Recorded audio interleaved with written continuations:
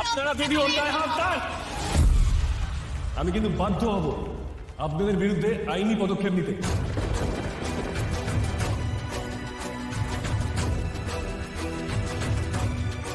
আচ্ছা, লজ্জা করে না আপনাদের এভাবে গায়ে হাত তুলতে?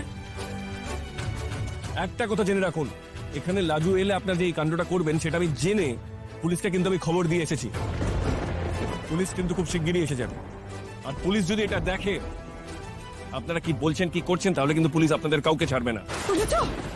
তোমরা সকলে শুনলে? এত কিছু পরেও এই লোক কিনা তোমাদের সবাইকে পুলিশের ভয় দেখাচ্ছে। সইবে না, সইবে না, দমে সইবে না। এই পুলিশের ভয় দেখাচ্ছ তুমি আমাদেরকে? পুলিশ আমরাও দেখাতে পারি। গায়ের মেয়ে বউদেরকে নিয়ে ফুর্তি করবে আর কিছু বললে উল্টে আবার পুলিশের ভয় দেখাবেছো। মঙ্গলবাজি পেয়েছো? এই লোকটা চেপে ধরো, একেও শিক্ষা দিতে হবে। একেও শিক্ষা দিতে হবে। এই ভদ্রভাবে কথা বলুন। আপনারা যেটা করছেন, যেটা ভাবছেন সেটা কিন্তু ঠিক নয়। আমার বিচার আপনারা পরে করবেন। আপাতত আপনারা ওকে যেতে দিন ঘরে। ওর সমস্ত রাইট আছে সুদেবকে দেখার।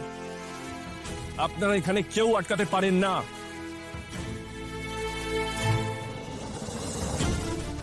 ও কাকা, কি বলছো? আজকে বিপদের দিনে উনি আমাদের কাছে এসেছেন। আচ্ছা আচ্ছা, আমি বলছি, আমি তো এই গায়ের ছেলে, তোমরা আমার কথা শোনো। উনি খারাপ লোক নন।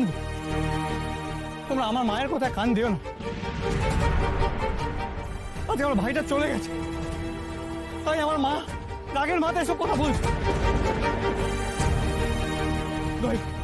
তোমরা সরে যাও, আর উজ্জ্বতি করো নাকি, তোমরা সরে যাও।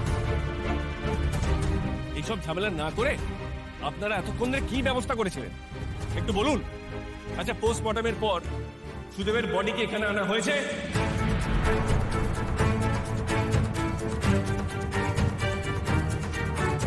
সে আমরা কি করেছি না করেছি সেই কৈফিয়ত আপনাকে দেবো কেন?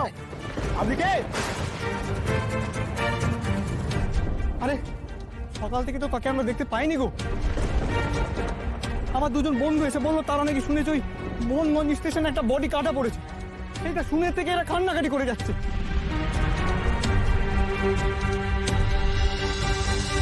তার মানে আপনারা কি দেখেননি বডিটা সুদেবের কিনা?